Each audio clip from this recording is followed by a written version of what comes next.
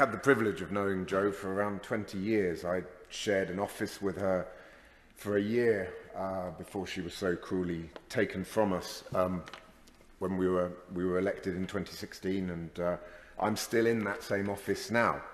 And I can tell you there's not a day that goes by when I don't think of her hurtling into our office in her cycling gear, having a chat with my staff and, you know, talking about one of the most amazing campaigns that she would be working on. And they were wide-ranging campaigns, from reducing loneliness in society, to standing up for refugees, to fighting for the Labour Party's values and Britain's democratic values and compassionate values internationally. Jo was truly driven by giving a voice to the voiceless and by speaking truth to power.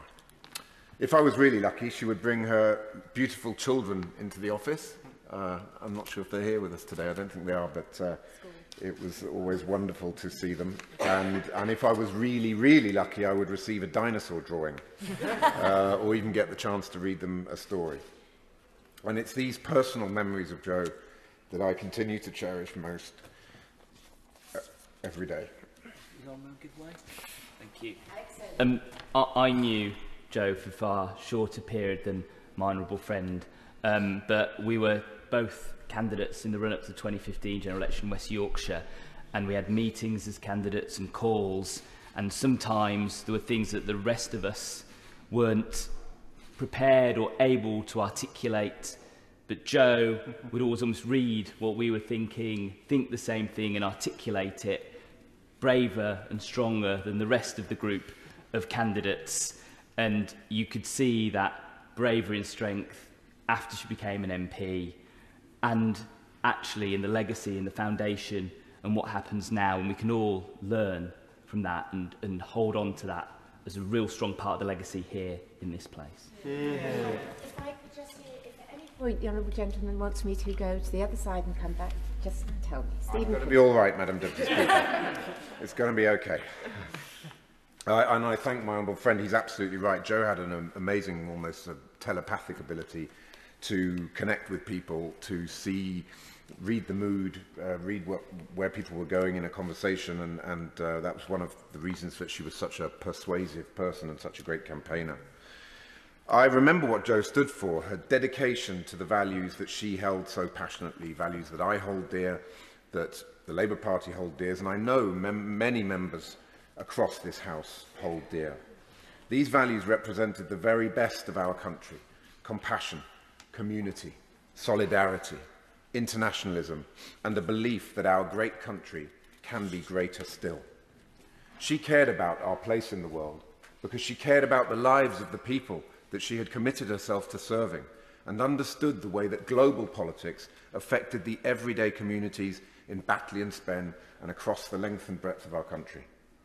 Jo was an internationalist to her fingertips, believing that we can do more good by working together with our friends and neighbours than we could ever do on our own.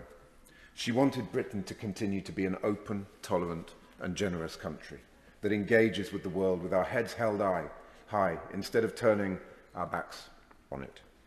She wanted Britain to face the big challenges of the 21st century, from climate change and terrorism to the stresses and strains of globalisation and the impact that they have on our communities, with our eyes and our hearts open, and with the strength in numbers that comes from standing shoulder to shoulder with our democratic allies in Europe and beyond.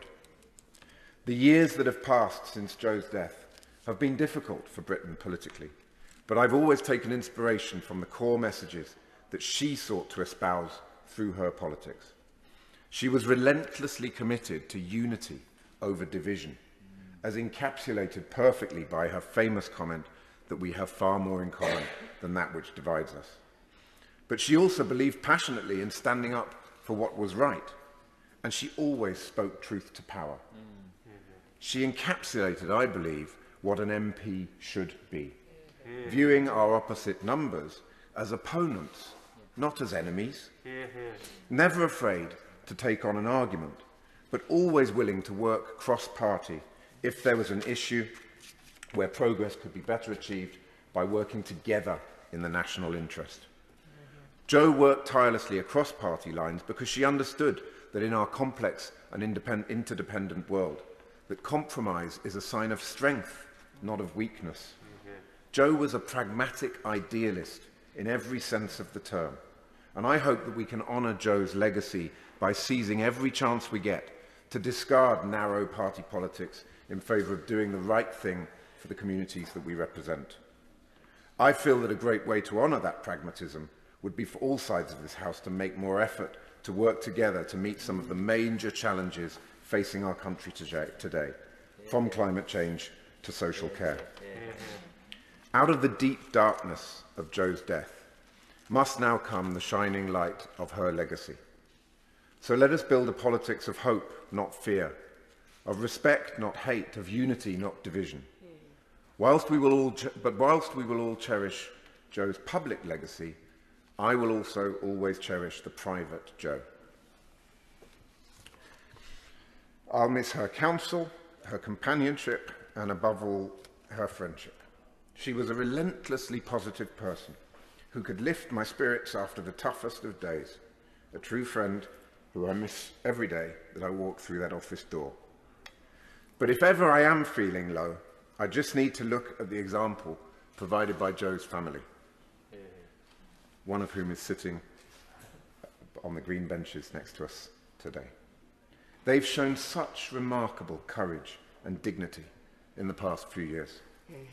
To paraphrase Jo's sister, the Honourable Member for Batley and Spen, we will not be beaten, and we must channel all our energy into ensuring that Jo's legacy is honoured.